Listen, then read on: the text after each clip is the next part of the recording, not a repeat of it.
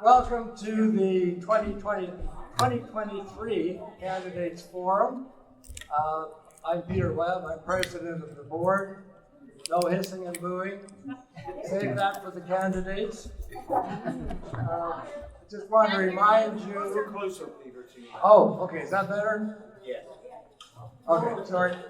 Just want to remind you there are 7 seats, 7 people on the board.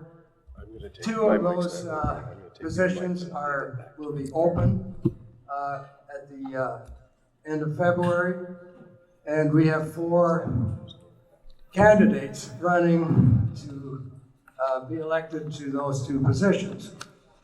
I should also tell you that ballots are mailed. Yes. Ballots have been mailed, I think, yesterday. So you will start receiving them next week. So it's very timely to have this meeting right now. The annual general meeting is on Saturday, February 25th. So you have to make sure your ballots are returned prior to that time. And this afternoon you will hear from all 4 of the candidates on a variety of subjects related to our association here. I will start off by introducing our moderator, Eric Hovland. Some of you may remember Eric did this job last year and did it very well. Eric and his wife Pam have been living here for full-time for about 3 years.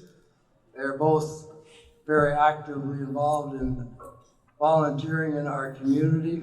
Pam is on the Community Design Advisory Committee, the Wellness Update Committee. Eric is on the ALC, the Architectural and Landscape Committee. Just a bit about Eric. He's had a long career in HR, consulting, internationally consulting. He's been teaching at the university level. Prior to moving here, he was mayor of a suburb of Austin, Texas. So he's very familiar with how these things all work. And one other thing I just want to point out to the candidates. At one time, Eric was an on-field football rules official in college football. So my advice to you is follow the rules or you're in big trouble.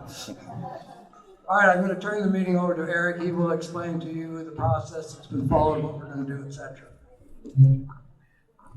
Thank you, Peter. And I too would like to welcome all of you. And it's a pleasure this time to do it in person as opposed to Zoom from last year. So let's get started. Let me first of all introduce you to all 4 of our candidates. First of all, Martin Backstrom, Maureen Carlson, Ernie Hall, and Ken Peterson. Now, as you know, each candidate has posted a statement online and has responded to specific questions. Today, each candidate will take a 3-minute opening remark and a 3-minute closing statement. In addition, each candidate will have up to 2 minutes, I say up to 2 minutes to answer each of a variety of 8 questions. I want to thank the homeowners who sent in questions. And in selecting our 8 questions, I took into consideration the following. 1, what questions might they have already answered in their candidate statement? 2, do the questions represent queries submitted online by our homeowners? 3, so as not to be repetitive, what will the candidates most likely say in their opening remarks? 4, can the candidates reasonably cover it within 2 minutes? And 5, does the question allow candidates to express their ideas and not just agree or disagree with a question? So let's start. For opening remarks, we'll proceed in alphabetical order. For closing remarks, we'll proceed in reverse alphabetical order. For the 8 2-minute questions, we will start each question with a different person each time. So Jonathan W. is going to be our timekeeper. Jonathan, raise your hand, especially for you folks. And I will ask Jonathan to give a hand signal at 5 seconds before the end of the 2-minute period or the 3-minute period, depending on which we're in. I will ask the candidates to conclude at the end of their current sentence. It may be in the middle of whatever you're saying. So let's get started with opening statements. First, Martin Backstrom. John, can we do a sound check quickly before you start timing me? See if mine's cutting in and out. Maybe I should use yours. How's that? Is that better? Yeah. Okay. All right. Thank you, Eric. I'd like to take my 3 minutes to introduce myself and to describe how I came to be an appointed board member for these past 15 months, because it'll tell you how I'll continue to approach the job should I be elected to a full term.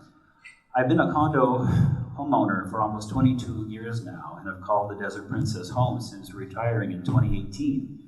Besides my main place, I co-own a second rental unit here, and I also co-own a third condo occupied by a family member. In fact, I have several family and close friends in the community, so it's safe to say we're all in at the DP. So in late 2020, after zooming into a board meeting in which the subject was kind of glossed over, I sent a letter to the board saying that something needed to be done to expand the allowable uses of condo garages, since so many of us live here full time and we need to be able to use the garages for more than just parking. I also reminded everyone that electric cars are here to stay and something also needed to be done about that. The board, to its credit, responded positively, and soon I found myself chairing an ad hoc committee with Bill Bergstrom and others. We approached the subject methodically, doing field work around the Desert Princess and consulting with experts. We even sent out a survey that some of you might recall.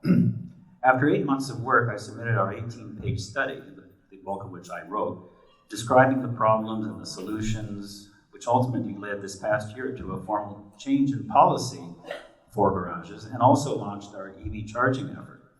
So when a board vacancy suddenly came up, I decided to apply for it and found myself serving as the appointed board member. Now, however, I'm running for real. So my purpose in recounting this is to show how I do the job, methodically, creatively, and in consultation with neighbors. I've tried to approach every issue this way in my 15 months, whether it be the hearings, the budget, security, a new project, or policy. I do my homework, study the details, ask questions, and speak up. In fact, some of you might recall this past summer when many homeowners were concerned with the rollout of the tree cutting effort. I advocated for restraint and further study, and the effort was indeed moderated, and a replacement policy sped up. I've spoken out in the open session for good planning and common sense on various issues. My goal is to be a wise steward of the Desert Princess for its residents, and I emphasize for its residents.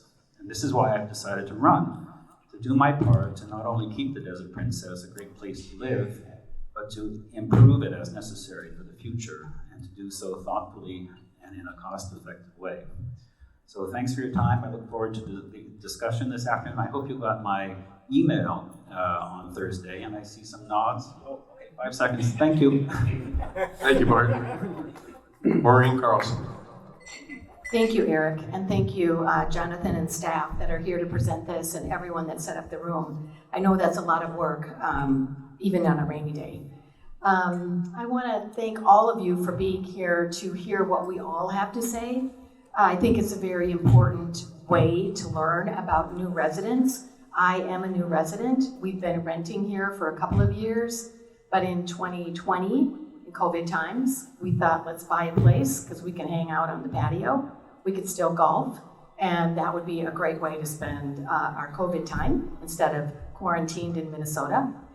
And then we bought a villa in 2021, which we're still updating that. So I think we're a little bit unique that we own both a condo over on Toltec and then a villa over on Sandy Court. I am also a master gardener and tree care advisor from Minnesota, totally a different zone. Similar to Martin, I looked around at all of the beautiful landscape, but I could see it a little bit differently through my eyes. And when the opportunity came up to serve on a committee, I actually applied for 2 committees, the ALC committee and the tree committee. And I will say, it took a bit of us getting used to each other on the tree committee, and we had some missteps, but I was able to use my background and my skills. I ran a corporate learning and development department for a grocery retail and wholesale company and traveled the country, opened new grocery stores, and have a plethora of skills which I've handed out on pieces of paper today. So I was able to use those skills to work with my teammates on the tree committee to, especially Toshi, thank you Toshi, for creating a communication plan. So now we have a plan and timing of when we should and will be communicating to all of the homeowners, and then those in a specific area when the trees are being replaced. Because as Martin said, we realized we were out of sync with the landscape department and trees were starting to be taken out before the communication happened. So I think we're on a better path now for communication. So thank you very much for being here today. I look forward to any and all of your questions. I hope you can hear us, and please raise your hand if you can't hear us, especially from the back, so that we can move the microphone closer and further away. And on the handouts that I handed out, because as luck would have it, my email didn't work and my printer didn't work, so Staples did.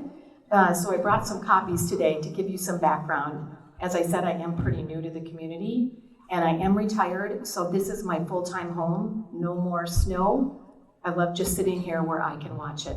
Thank you. Thank you, Maureen. Ernie Hall. Thank you, and thank all of you for being here, Eric, for being our moderator. Use this one. You've got to love the tech world. I'm going to share with you how it was that I came to be here, and in doing so, I will include a little bit of my personal history. I came into the Coachella Valley the first time in 2004, the day before Mother's Day. My oldest son was here, and he had brought Gina, the first love of my life, to Palm Springs for the first time because his partner, his family had a condo here. When I flew in, the valley sitting here wrapped by all of the mountains is almost identical to my home in Anchorage, although we do get a lot more white stuff on the ground in the winter than here, which is certainly an attraction. But when they picked me up and I went through the airport, it's the most user-friendly airport in the world. When I drove in, or was brought in to the Desert Princess for the first time, when I came through the front gate, you'll know here that I'm a movie buff, it reminded me of The Wizard of Oz, because it was deja vu when Dorothy first opened her eyes in Munchkinland. The color, the golf course, which is the crown jewel of this facility, it just took my breath away. And Gina and I were only here for a short time during that visit, but we made a point that we were coming back the next year, as it turned out would be Mother's Day. And in 2005, we bought a condo and we were never able to spend a lot of time here. It was only a couple of 3 weeks at a time. We were still running a business furniture manufacturing company in Anchorage. I have always been up to my eyes in involvement in my community. And we made 2 trips here where we would do the short trips in the condo. And the last day we were here in 2007, just before we caught a flight that day, I did my usual walk around Desert Princess, and I ended up on South Trancas and went into the restroom at Pool 30. And while I was there, I decided I'm just going to walk out and look at the pool. I'd never been there.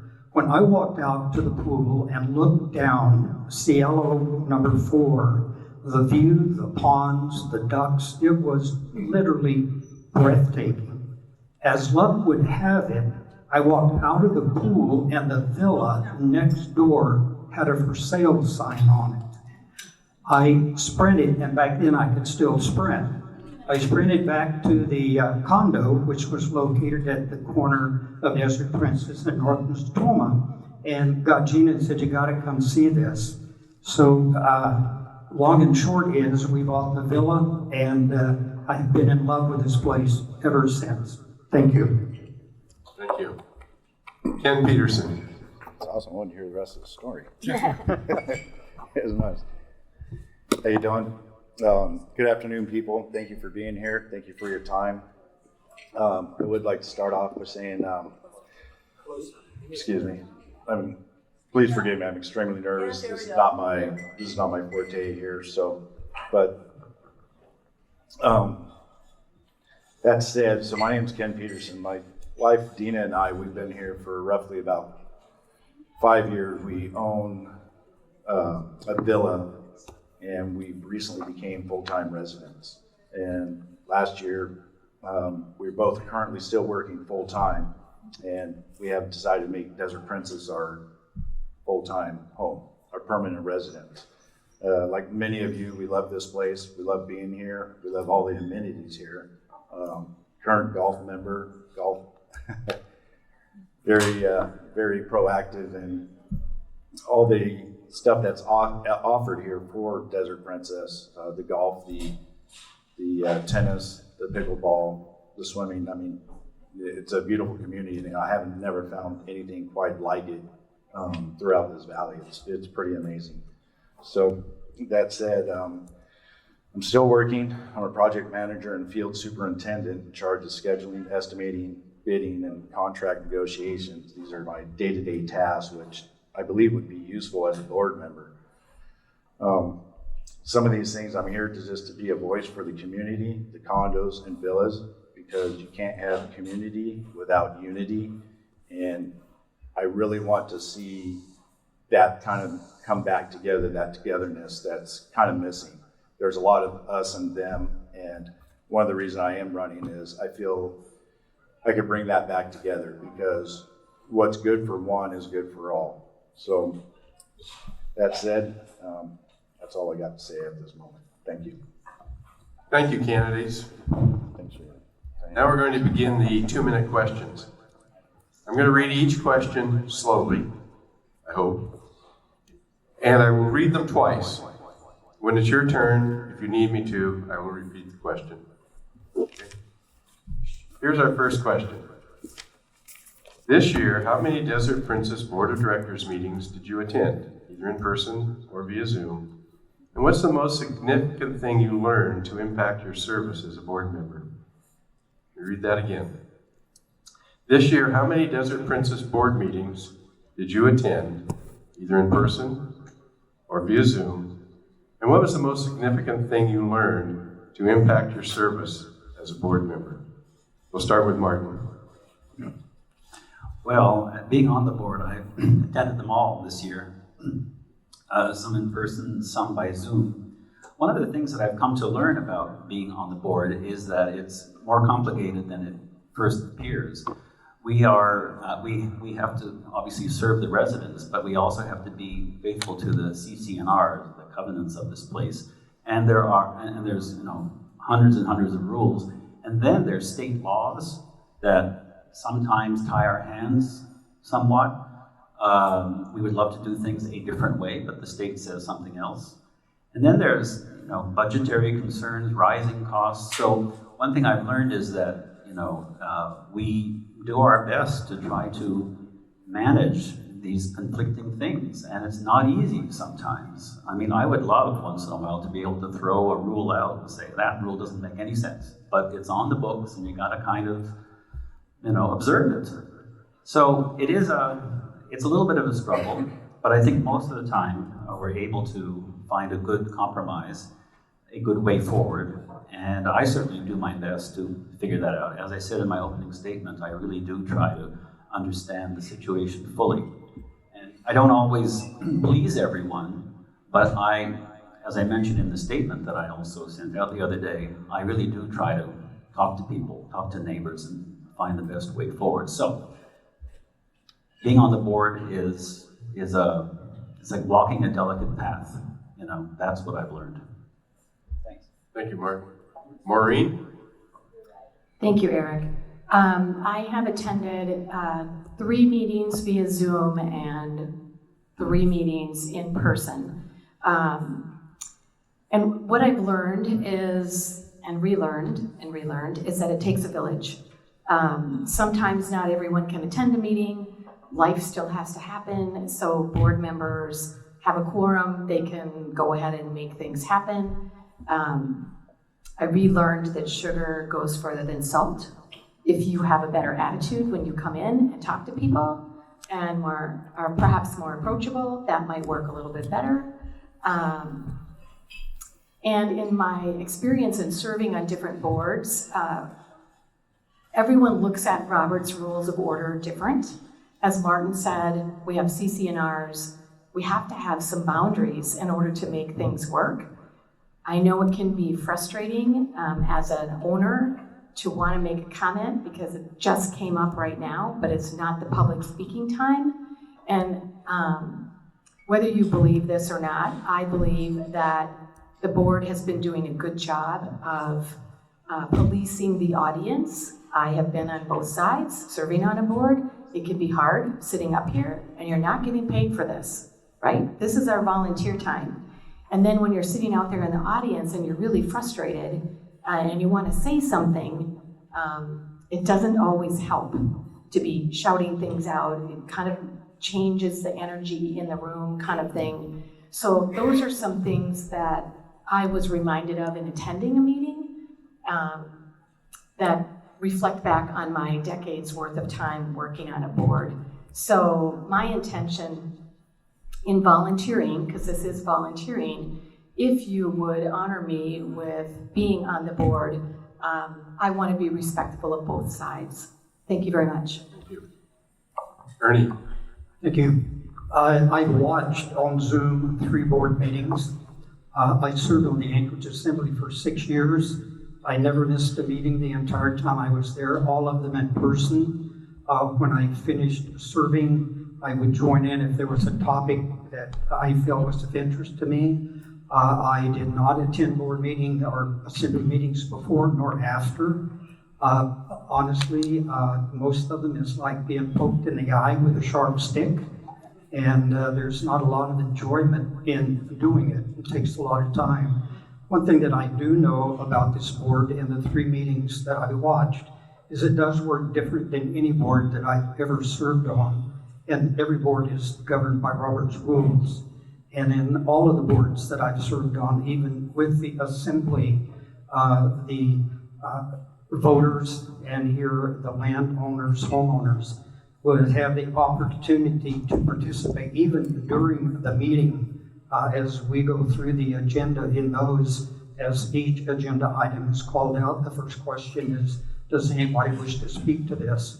You'll find that 99 and 9/10% of the time, nobody does.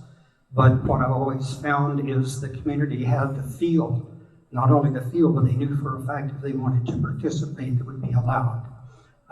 So I would hopefully see some change in the way that meetings are run and in regards to how Robert's rules are applied. Thank you. Thank you. Ken? Oh, thank you. Yeah, I've only attended a couple board meetings via Zoom. One of the things I did notice, and that did kind of turn me off a little bit, was the kind of abrasiveness of the board at the time of not listening to the community, the concerns. I understand it could be daunting, but when you have a community that's trying to voice their opinion or just want to get heard, they get loud, and you do see that abrasiveness. If we're more respectful of each other's time, I believe you would have a lot more positive influence on both sides. And it's just learning that, and honestly, it's just listening, having an open line communication, because when you're shut down, people tend to shut down and 2 things happen. Either they give up or they get loud. And that's why you see a lot of these meetings not attended very often, because they figured, well, my voice ain't gonna be heard. They're gonna shut me down, whatever. So that's kind of what I've seen happen. I do like what Ernie said about the Roberts and rules and stuff like that, to have it more managed and give people time to state their case and just listen to the community, because that's who we're serving. Thank you. Okay, our second question. Our property is nearly 40 years old. As it ages, What do you think needs to be done to retain property value? Let me read it again. Our property is nearly 40 years old. As it ages, what do you think needs to be done to retain property value? We're going to start with Maureen. Great, thank you. I have a lot of background, as I said, traveling the country and opening grocery stores, project management, construction, all that kind of stuff. There is a rule, and you may not know this as a consumer, that in a good grocery company, they would update their store every 7 to 10 years. 7 to 10 years. And this facility has been here for 40 years. So that would tell me that as a new board member, I would want to go back and look at the books. But the first thing that I would want to do is perhaps update this facility, which is the most used by the community. I have been in the health club and the tennis courts, and I just had my shoulder replaced. That's why I'm a little uncomfortable up here because I'm shorter, and intend to get back to my golf and take up pickleball. So I can't comment as much on the courts because I haven't used them, but the golfing is spectacular. So I think that's kind of a maintenance mode, but I think we need to take a look at every little thing and decide what needs to be updated. As a Minnesota tree care advisor and master gardener, that's why I planted myself on the tree committee. We've got some work to do. You know, we've had some dangerous trees. I've seen pepper trees blow down. One fell on my neighbor, Harold and Lynn, when we were in the condo, and we called. Security was out there in an hour and had it down. But we've got to get these dangerous trees down and handled, and we're just about there. We're at the end of trying to decide if the rest of the trees that we think are hazardous are really hazardous, or if we can save them. It would be easier, cheaper, larger tree if we could save them. But depending on disease and rot and those kinds of things, we might not be able to. So I think bit by bit, we just need to look at how everything has aged. Thank you. Thank you. Ernie? Thank you. The reality is, ladies and gentlemen, the original property here is 40 years old. We've got condos that are 20. We've got condos that are less than 5 years old. And common sense tells you the properties that are aged at 40 years are the ones that are absolutely going to require more maintenance and taken care of. We should have established, and I can't speak to this because I haven't looked into it, but you would assume that there would be a maintenance plan scheduled. As with any home, you know that after you're in there 10 years, you're going to have to maybe do the hot water heater. 15 to 20 years, the roof's going to be done. You got to work painting in all the way in between. In regards to the plants, all of us know that plants age out. They're still there. They may still be green, but they don't bloom the way that they have. So it's really a well-developed plan that you would certainly be looking to our management to be sure that we've got that programmed in such a manner that it does. But I'm not at all surprised when we're looking at projects that occur more in the original part of the development than the later years. And those of us that are in part of those developments from later years, our turn's coming. The reality is, over on our side, we have to pick up most of that on our own. And in the condos where I used to own, I knew my roof and my painting and everything was going to be taken care of by the association. Where in villas, I'm budgeting to take care of that on my own schedule. Thank you. Ken? Yeah, so maintenance is lacking through here. There's a lot of decay and a lot. We need the roads, pools. I mean, there's a lot of things that we've looked at that are being done. But the thing is we haven't budgeted for a lot of things, and now we're trying to do catch up. And there's a lot of things that are going to bite us in the butt, to be quite honest. But the biggest thing is just to be forward looking. We can't look behind us and say, well, woulda, shoulda, coulda, that's past. So we need to be forward looking. We need to come up with a plan with wants versus needs and prioritize those needs accordingly. Everybody can come up with a great thing that needs to be fixed or addressed first, but I think as a community, we need to come together, find out what's best for Desert Princess and fix those. we need to look at our budget and budget for them. Some things could be fixed in a year, some aren't gonna be for another 2-3 years. So it's just gonna take time to do this, but at the same time, if we plan, we could take care of this. We just need to look at our budget and just move forward with this whole thing. So it's not an unobtainable goal. We just need to look at it and prioritize. Thank you, Mark. Yeah, we're down to one. Great, thanks. So we have a reserve fund, about $10.5 million, and from that reserve fund, we have an actual schedule of upgrades to pools, to roads, to various working parts of the community, roofs for condos, painting, all of that. What we have to do, though, is things that are not in the reserve budget, and I identify 4 of them. We're now doing the wellness center, and I know not everybody approves, but I looked at all the facts and I approved because that facility is basically 40 years old. It's never been touched, and it's out of date. It's a little bit shabby. It'll bring up our property values, and if you look at it over 10 years, it's going to be a great thing. The dining room here, also, I think that this wouldn't take much to upgrade. It's a fantastic restaurant, thanks to the servers and to Dan. I had dinner here on Thursday night. It was fabulous. But, you know, we need new carpet, we need new furniture, something a little jazzier, nicer, but I don't think it's going to cost a lot of money. And then we can really start marketing it on social media. We should do it now, in fact.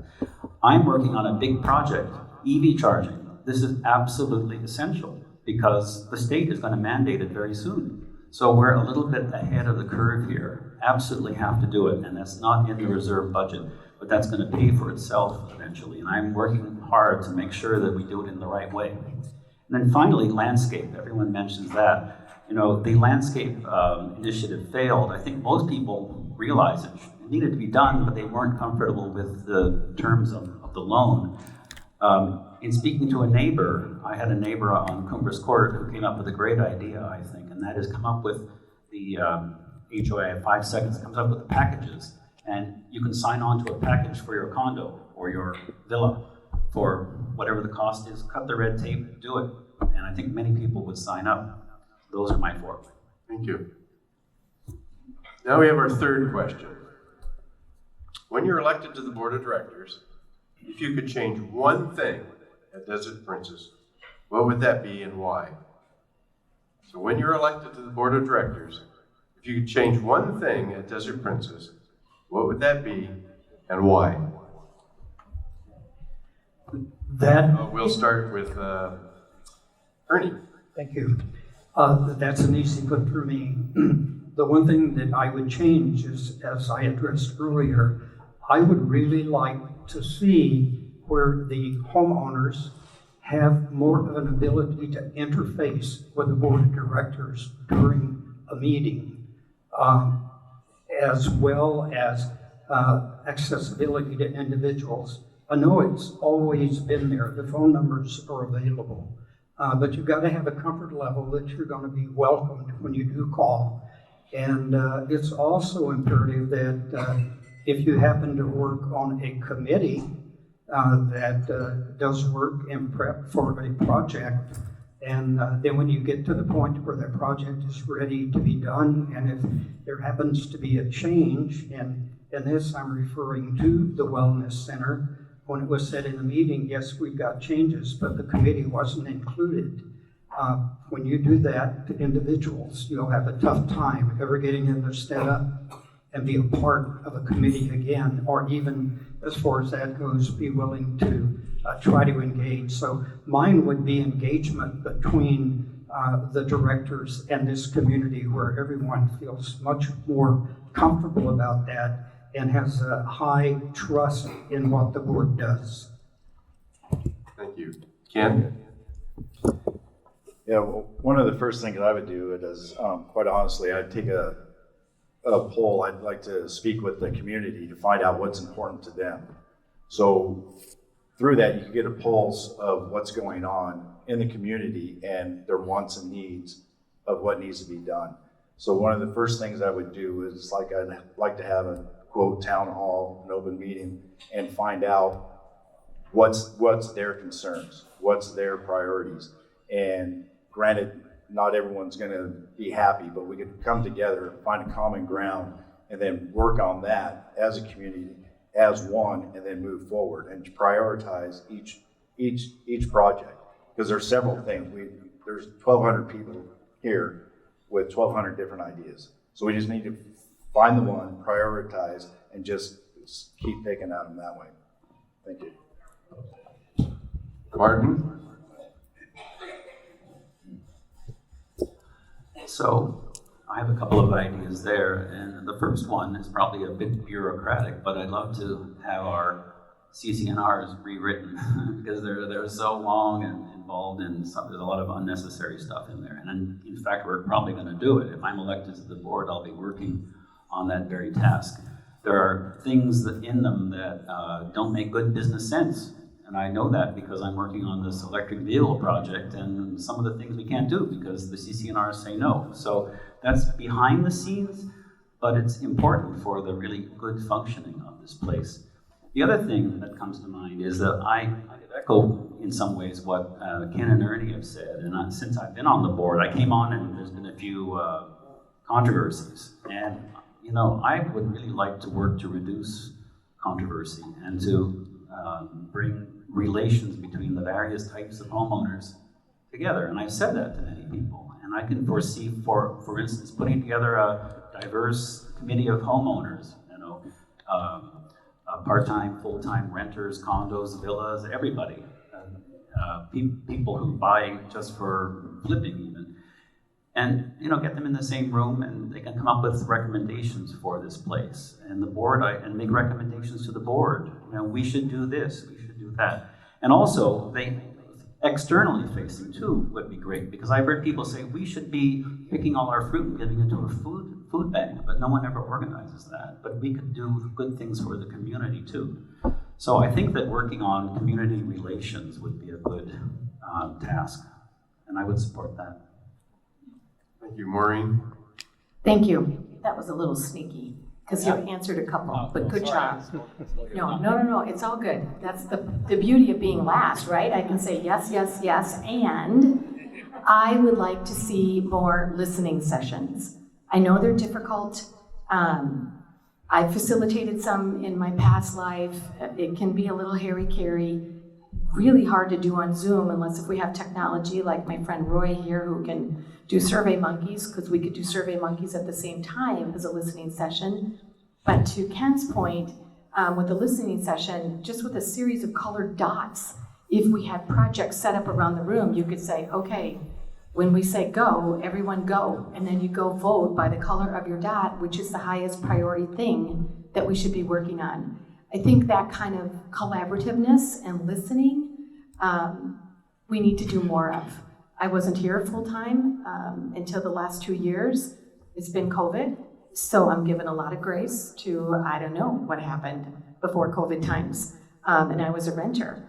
But I really think that listening to what all of us need, because this is our home. This is where we all live, no matter who we are, what color, how old, how young, whatever. This matters to all of us. So, thank you. Thank you. Here's our next question. There are several areas of Desert Princess operating in a fiscal deficit, and some portion of the monthly dues subsidize operational losses. What do you think should be done? Let me read it again. There are several areas of Desert Princess operating in a financial deficit, and some portion of the monthly dues subsidize operational losses. What do you think should be done? We'll start with Ken. As far as the losses go, I think one of the things, like you say, you just get into the financial. There's a lot of things here that are operating in the red that really shouldn't be. Whenever I say that, that's this place as we speak. The clubhouse, the golf course, the spa, everything is in the red, and it doesn't need to be. With a little bit of foresight and knowledge, we could really come together and turn these things around. They really should be a revenue generator, not a revenue loss. And how we get there, we could really debate that in several different ways. We could go over and say, well, it didn't work in the past. Well, I don't like living in the past. We could go forward. Technology, everything changes, so we need to change. There's a lot of things that could be done, and we could come together as a community, as one. We could find the solution and actually make these things profitable, which would help our reserve funds and everything else. So that's all I have. Thank you. Martin? Yes, we, some of our dues do go to subsidize the club. I see the country club assessments, $106 out of our current monthly dues. That said, there are things that we can do to generate revenue, and we need to do it. One of the things that comes to mind is getting our social media presence better positioned. And in fact, there is a committee doing that right now. My colleague Mark Brown on the board and Jonathan here are starting to work on new websites and getting us better interfaces on all the social media. Because I never see the Desert Princess on all those lists for tourists, TripAdvisor, Yelp. They aren't there, and I wonder why. Because this, as I said, we have a terrific club, we have a wonderful restaurant, and we need to make sure that the general public knows about it.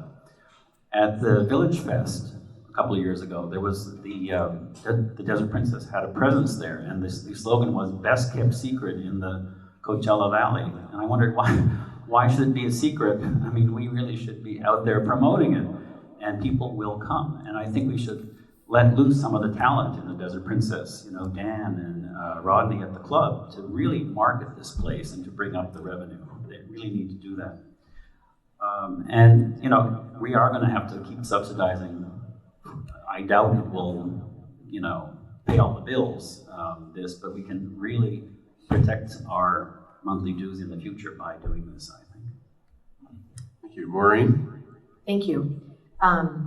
Again, being later, I get to say yes, yes. And here's also what I think. In my past, we would do needs assessments. It's kind of a fancy word for going in and saying, kind of peel back the layers to see how something is working and see, as a business consultant, if there are better practices that could be put in place to make something run better than the way that it's already running. Whether that's HR related, wrong employees, poor training, lack of social media, all of those kinds of things can affect that business. So I think doing needs assessments in those areas and looking at how those business areas are run would really help. I would also temper that with, as a homeowner, it's really nice when I get busy and decide I just don't want to cook to come up here and eat. So I'd want to somehow, yes, you know what I'm talking about. I somehow want to make sure that as residents that we could have some kind of preferential treatment. I'm usually much more inclusive than that, but this is such a beautiful thing. The only thing we don't have on property is a grocery store. I mean, really, that's it.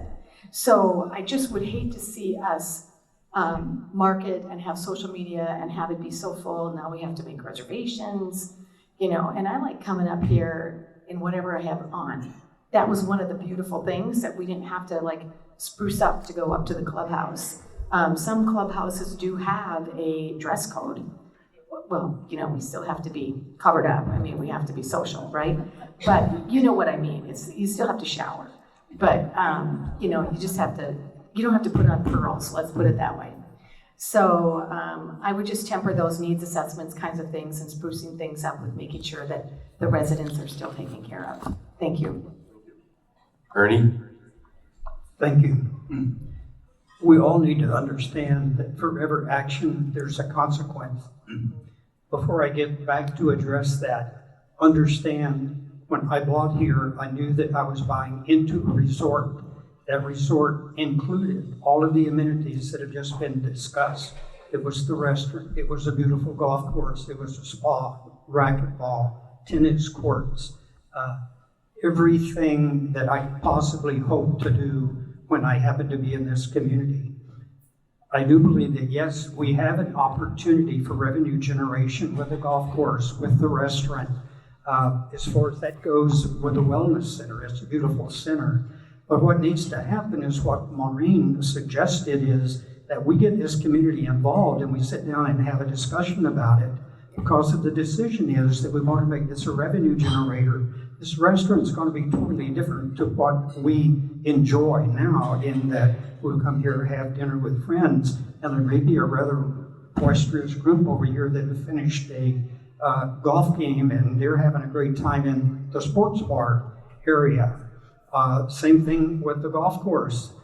Everybody has real good accessibility to this golf course. So the thing you do is bring everyone together and ask, okay, here's the opportunities we got, here's what we could do. You understand you will give up this and this should we decide to go in that direction.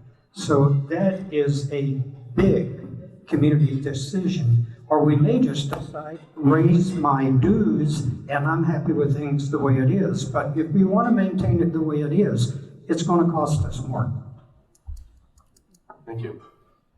Here's our fifth question. Our homeowners' dues are one of the highest in the area. What can be done to maintain or reduce our dues this year? Try that again. Our HOA dues are one of the highest in the area. What can be done to maintain or reduce our dues this year? Martin. Okay. Well, I don't think they are the highest in the area, actually. There's several that are much higher, like the lakes and a few other places. And secondly, I don't think it's possible to bring them down, because even though I didn't vote for this year's budget, because I thought that we could put some of our cash reserves into the reserve fund, that was voted down. Given that, there's no way to bring down the dues this year. We might be able to do it next year, but costs are always going up. The only mechanism I think that there is to reduce future dues is to be efficient about things. And not only be efficient, but if we do find ourselves with a very large cash carry forward in our operating budget, we can do what's been done in some previous years, and that is, instead of having part of our dues go into the reserve fund every month, we can reduce that amount by putting cash from the operating excess into the reserves. And so we bring down our HOA monthly dues by a little bit. So that's really one of the only mechanisms to do it. And I had voted, hoped that that would be done this year. It wouldn't have brought the dues down a lot. It would have brought them down maybe $7 or $14, but everything helps. And I thought it would have been a nice gesture. But there's no way to bring dues down this year because the budget's been set, unfortunately. So that's my answer. Maureen? Thank you. It's not going to be a popular answer, but I agree with Martin in that I don't see how it could be possible when we're coming off of 2 years of COVID time. I'm in the middle of restoration at our villa, and I know how prices have increased. Groceries have increased, gas has increased. We leaned into EV, and put in a power wall. Those prices are not going down. Nothing is going down. And I don't know the budget like Martin does, but until you peel it back and look at what's there, you can't predict that something can go down. In fact, like Martin, when we were looking at a property and we wanted to have golf, we needed to have a gated community for security reasons. This was a middle of the road HOA fee. The 7 Lakes, if you've ever looked there, beautiful views, closer to the mountain, less wind, an Executive 9 golf course. They do have clothing restrictions. Women cannot wear shorts into the clubhouse. That's not my kind of place. So, and it's very expensive. Yeah, Marrakesh, Down Valley, all the buildings are pink. I don't want to live in a pink building. You don't have any choice to be an individual. So I don't think we're as high as we might think. And I do think we get a lot for what we are paying for our HOA fee. But as a board member, I would like to get in there and kind of open up the hood, if you will, and take a look at things and really see what things are costing. And I do think I have a lot of background in vendor management. That is where some savings can come from to make sure that all your contracts are current, prices are legit, and I'm not looking at Jonathan. Okay, thank you. Ernie? I'm afraid that I fall into the same category, but I will tell you this, that I have talked to friends that live in the valley, and when I look at what I get for the money that I pay for my HOA fees here, $150 is my cable and my internet. Most other fees, HOA fees, don't include those. Trash pickup. My brother-in-law in Mission Hills, he only pays $485 a month, but he has to do his own yard maintenance. He has to buy his own internet and cable, and he pays $1,500 a month to use the golf course.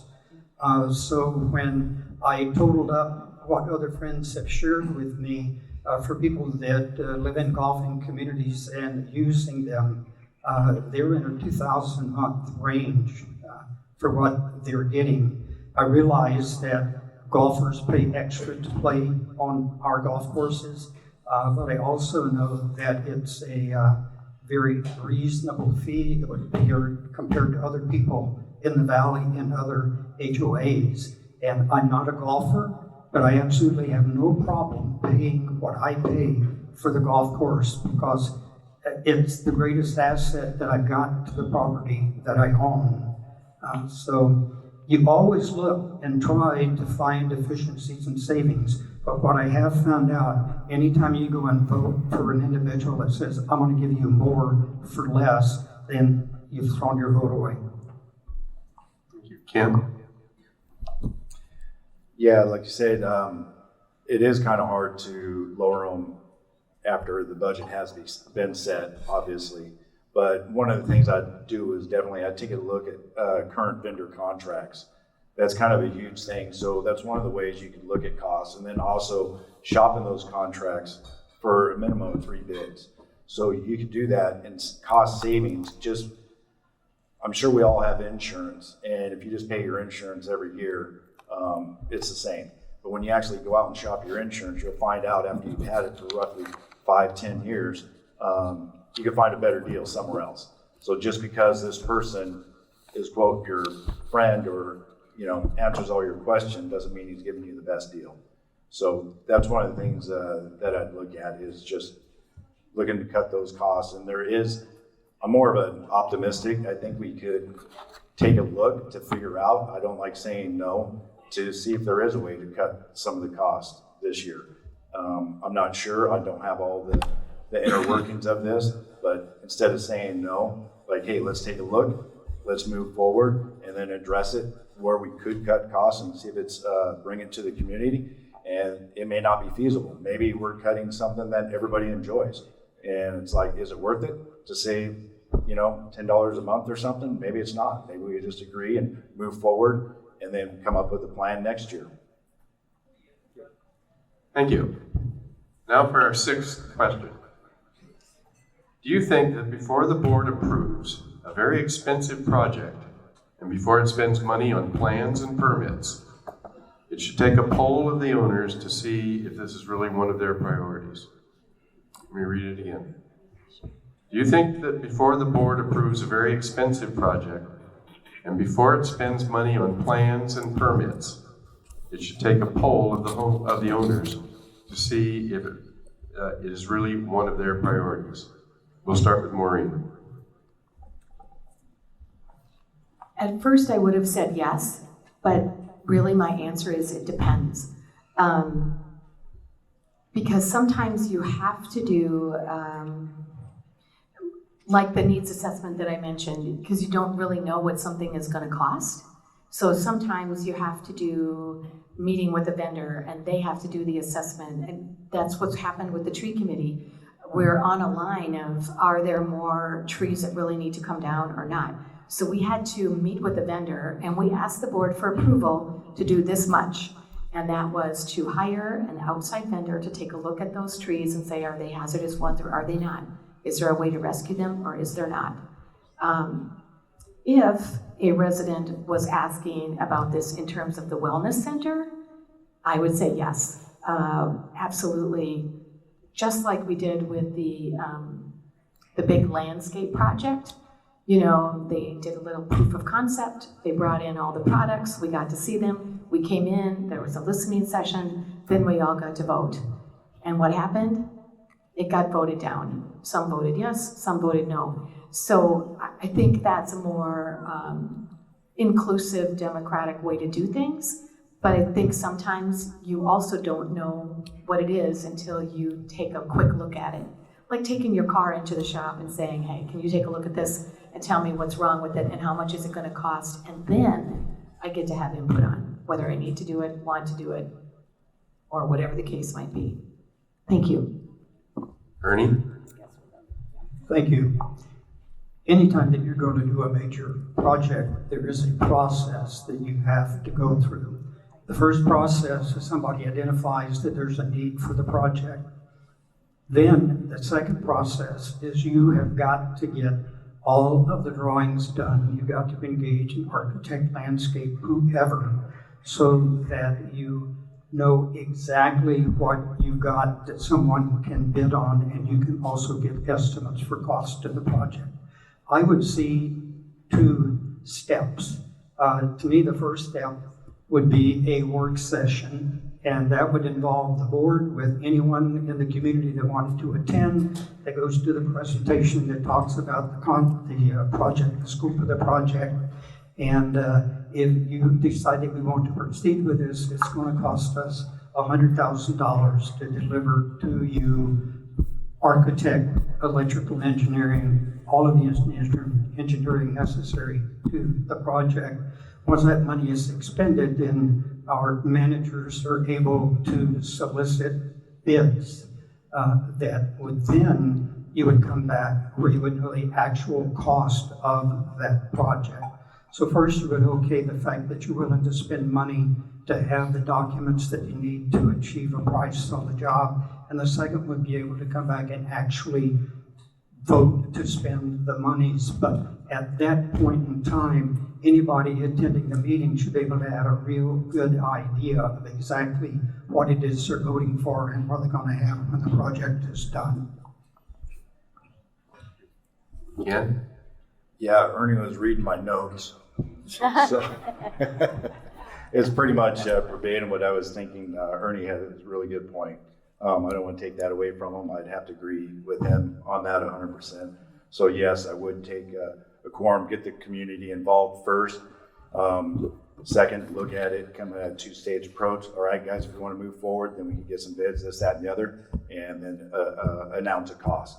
And if it's worthwhile, if everyone's for it, we move forward. As long as just bringing everything out into the open is pretty much key. So there's nothing hidden. There is, when you're doing estimations, the whole 9 yards, biddings, there's always the unknown. Anyone done kitchen remodels, getting their transmission replaced, the guy calls you and they say, well, we found something else. So you can never really anticipate the unknowns, but you could plan for them. So we plan for it with a cost not to exceed, which happens a lot. That's one of the ways you can get through a lot of these negotiations. Thank you. Martin? One thing I'd like to point out is that we already have a mechanism in our CCNRs to make sure that if it's a very large expense, that there's going to be a community vote. And I'm racking my brain here trying to remember what the formula is, but I believe if it's a certain percentage of the annual budget. Our annual budget is $15 million. I think I remember the figure 5%. So 5% of $15 million. Anyone good at math here? I haven't. Anyway, if it exceeds that, there has to be 750,000. So if it exceeds that, there has to be a community vote. Now, the question is, where do you cut off below that? For take the wellness center, because that's the recent example. That's going to cost $400,000 to $500,000.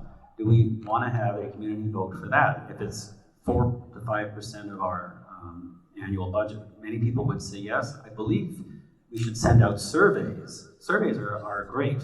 And I think surveys accomplish much of the same thing. If we get a survey back where only 5% of the people want to do something, then clearly I don't think the board should take action.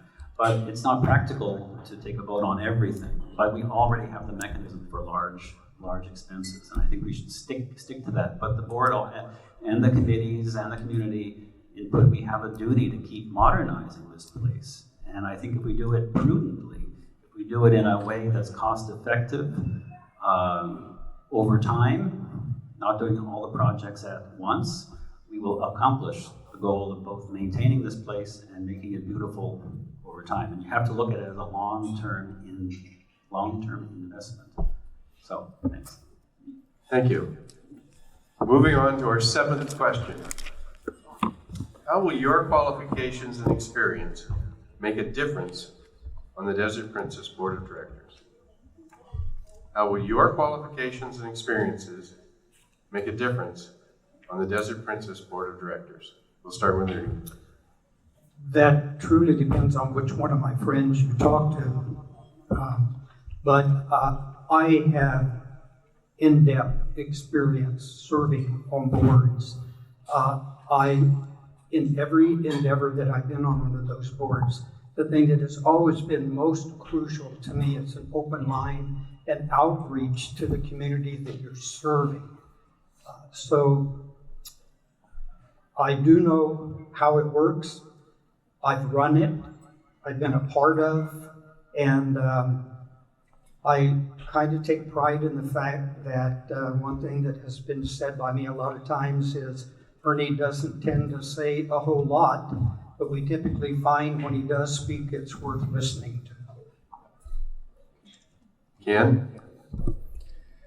Yeah, like you said, I'm project manager's field superintendent as now. One of the big things I look through is mostly financials, cost, bidding, value, timelines, and executions.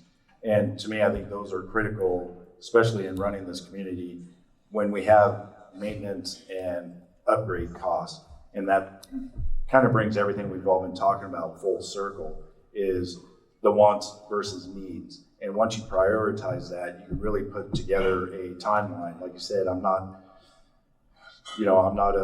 this is all new to me, but I do understand timelines, I do understand budgets and everything else, and I understand business quite a bit.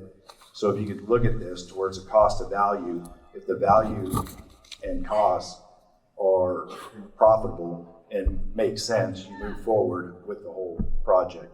So that's one of the things that, like I said, I'm really passionate about, quite honestly, is looking at the financials, how it's going to affect not just me, my project, or anything else, but it's the community in general. How is all this going to be brought together?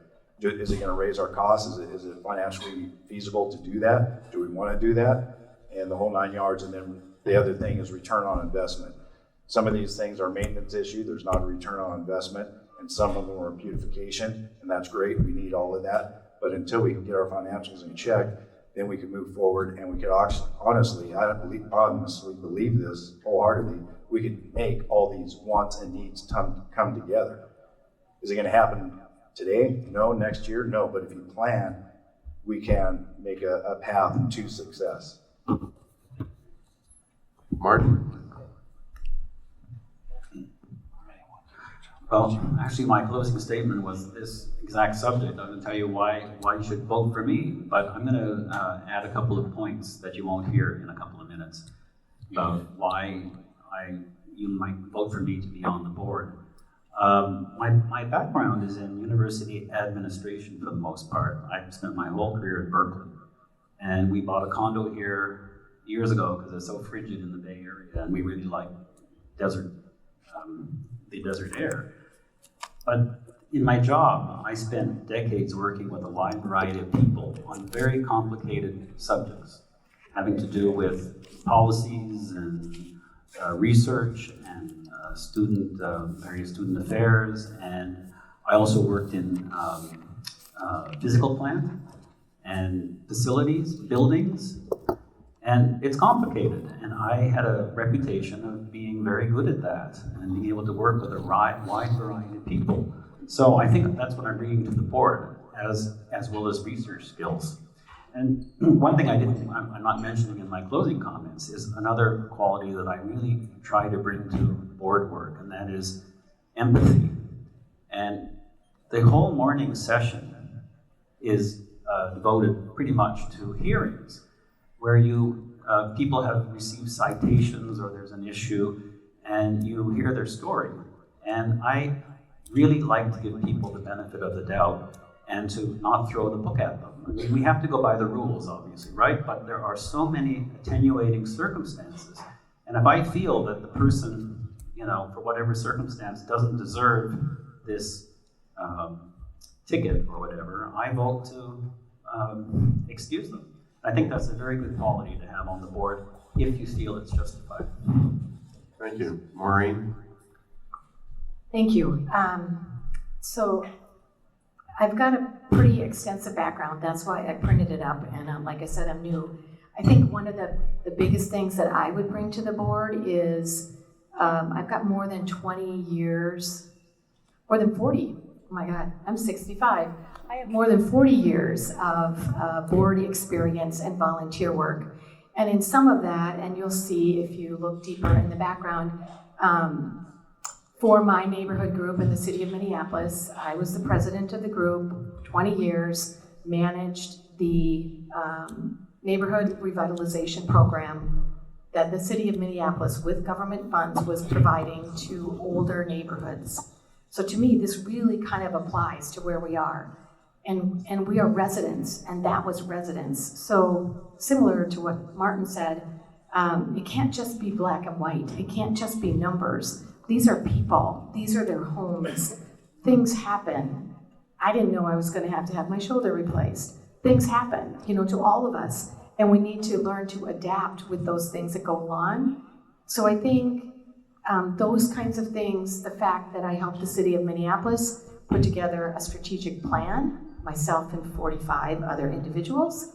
So collaboration, working with people to do those kinds of things. Strategic plans is a whole big ball of yarn. It really needs to be done in order to plan into the future, as we've all said, to make this the best property that it can be.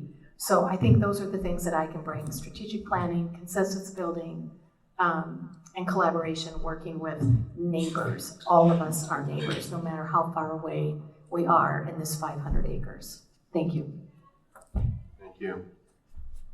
And for our final question, and this is my favorite. I don't know why. What question has not been asked that you would like to address?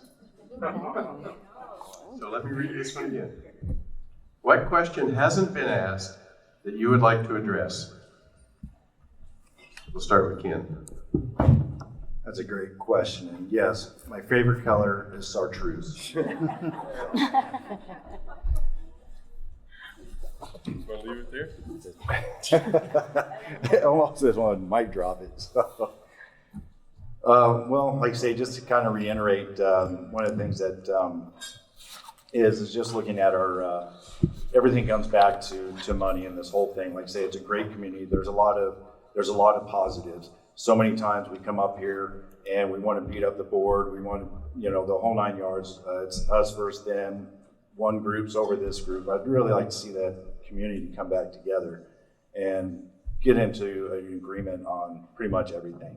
And by doing so, like I said, we could accomplish quite a bit as a community instead of being standoffish to one another. That's not really answering somebody's question or a question that was asked, but that's just kind of how I feel as of right now. Martin?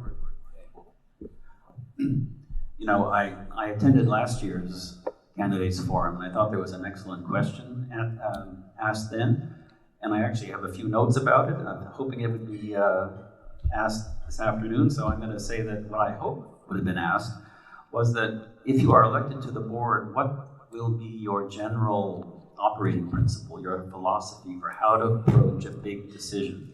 Because the board has to approach big decisions that may cost $500,000 or sometimes more. And I've been thinking about that, and I believe you know, the point is not to save money right now.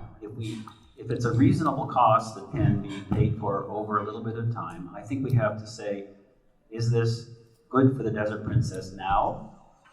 Will it be good in 5 years? And will it be good in 10 years? And if it's yes to all three, then I think we should proceed with a decision, because we can't look just at today, we have to look forward. And I think that there's a problem if you don't plan ahead.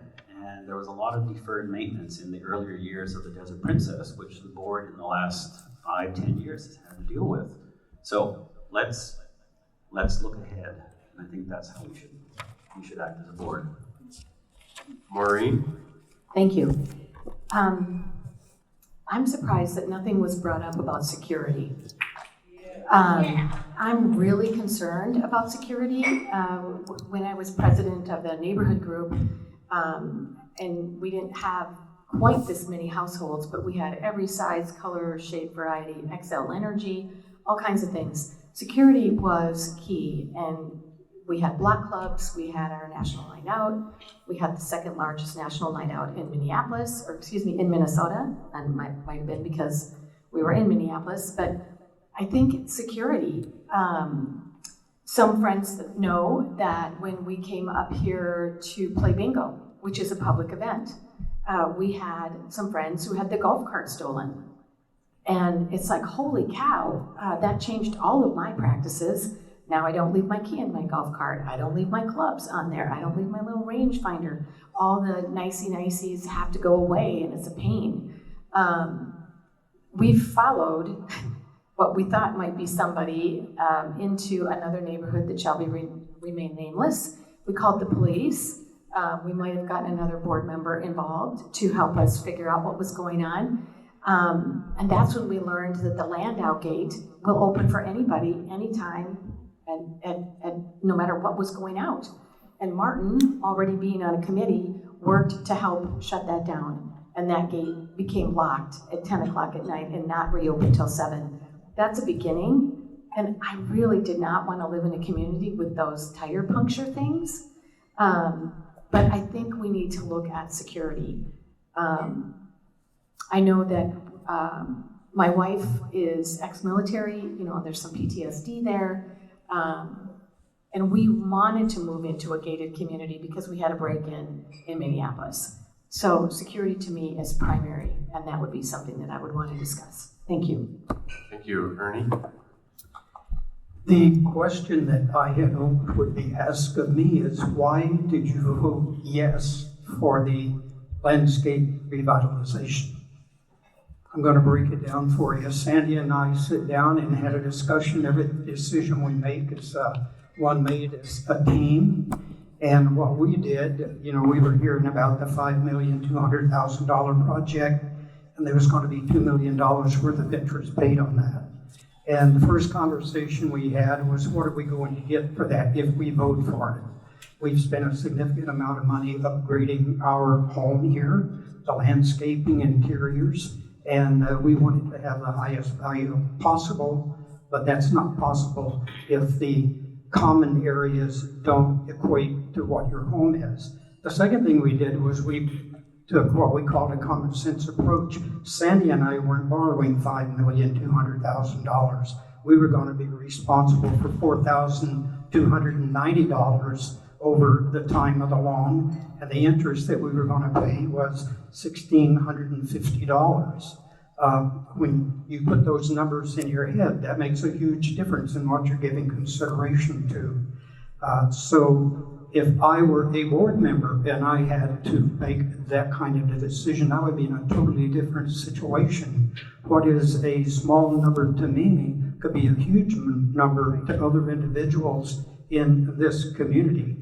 And that's why when we do a project that size, it happened exactly the way it would happen. Sandy and I were not upset when it failed.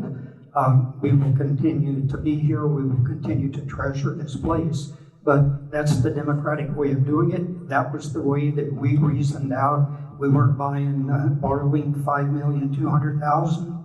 We were borrowing $4,200. Thank you. So that concludes our question and answers. segment, and now it's time for closing statements. We'll start with Ken. All right, well, thank you people again for coming out. Thank you for your time. It's greatly appreciated. I know everyone here is really concerned about the vision and future of this community. So it says a lot for you guys spending your Saturday when there's a great game going on right now. So do appreciate it.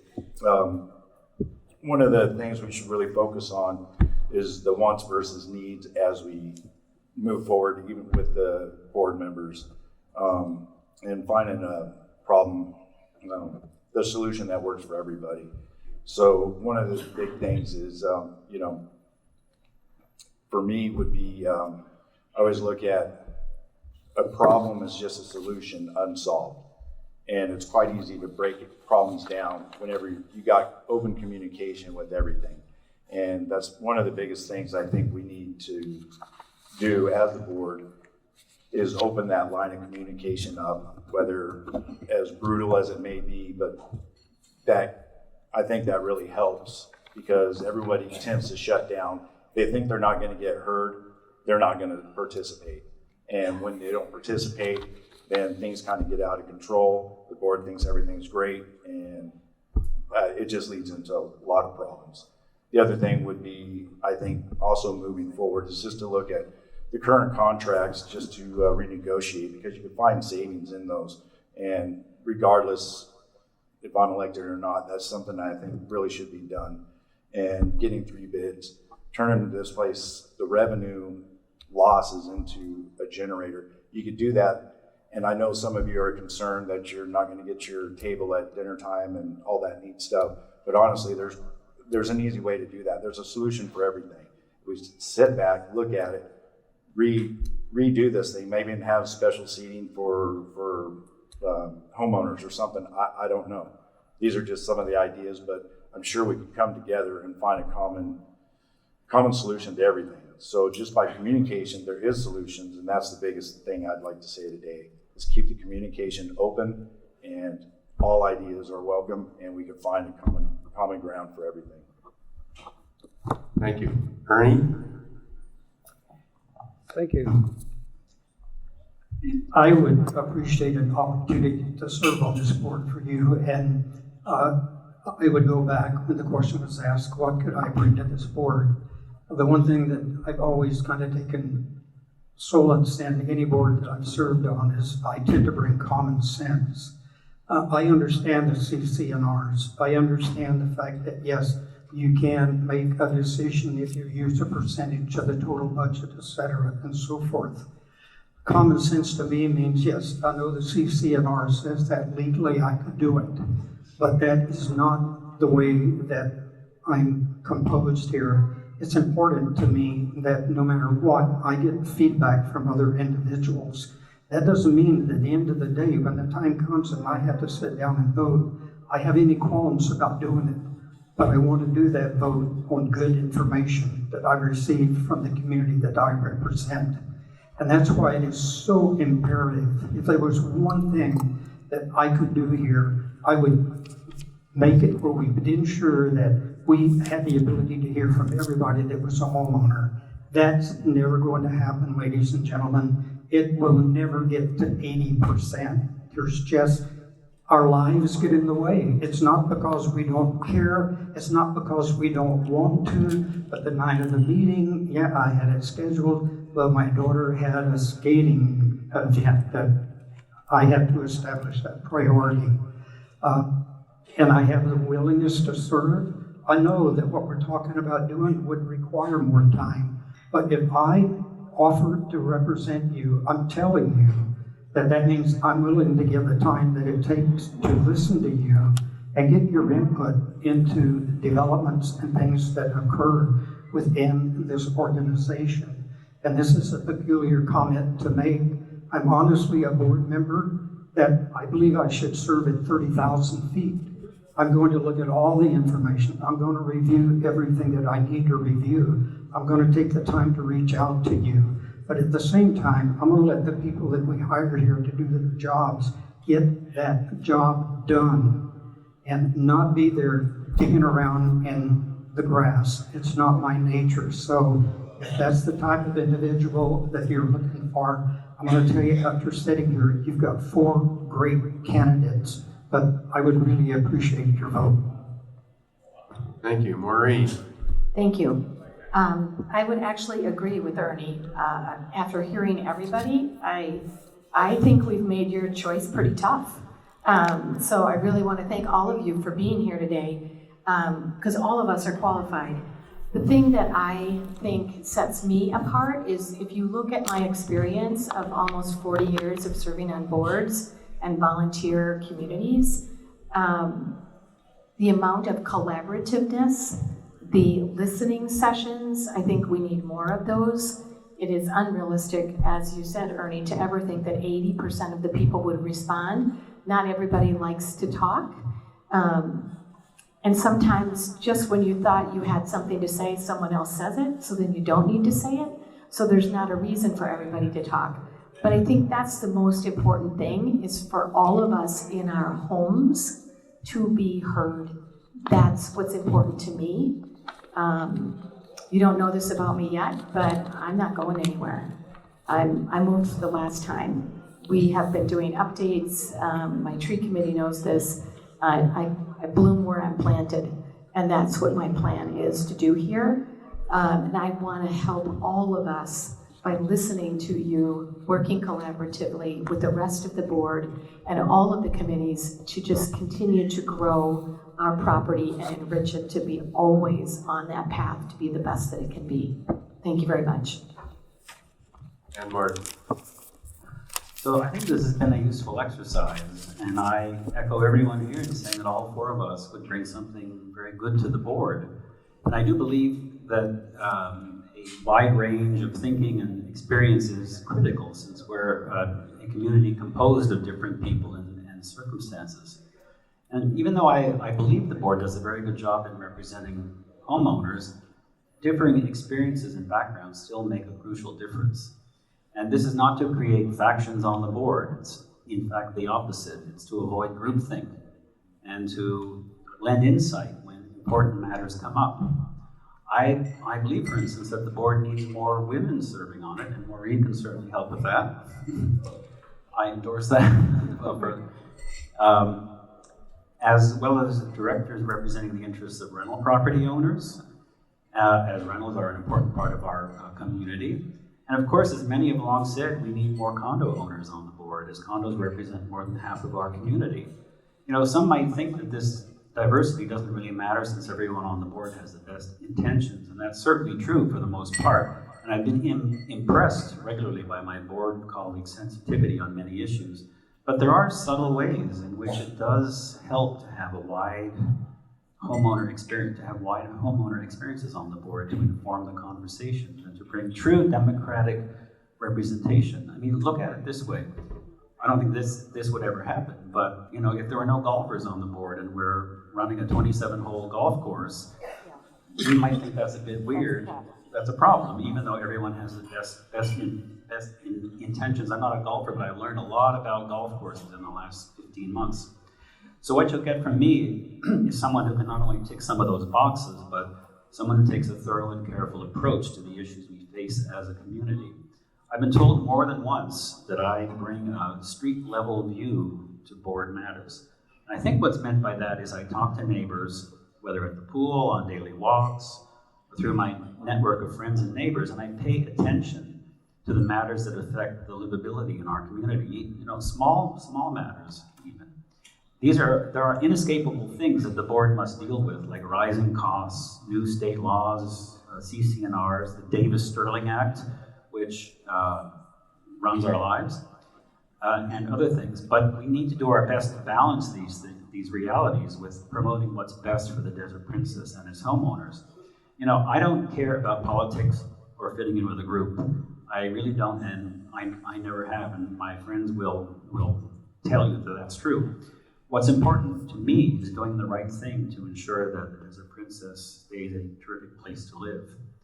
And my commitment, our commitment, my partner and I, we've now lasted 22 years here. Oh, okay, so that's what my plan is. I'm just gonna do my best. That concludes our candidate question and answer session. Please feel free to contact the candidates on your own at the conclusion of the meeting or during the election process. And again, thank you, candidates, for participating in this process. Let's give them all a round of applause.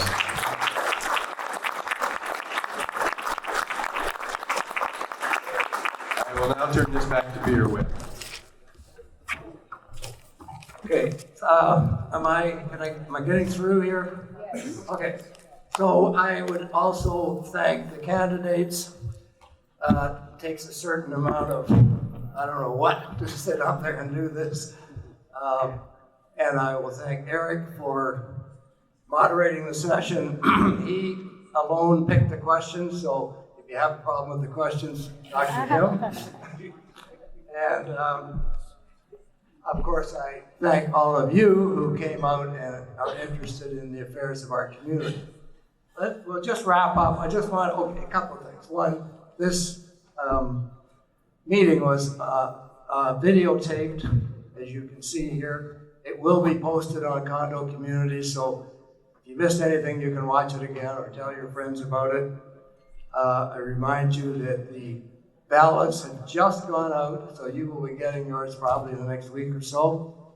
We vote by mail, so you need to mail those back to a third party we hired to run the elections called the Inspectors of Election. They have to be received by Friday, February the 24th, and they will be counted on Saturday, February the 25th. Now, if for some reason you don't get your ballot mailed in time, you can actually bring it to the meeting on the Saturday. Just get there between 1:30 and 2, and they will take your ballot.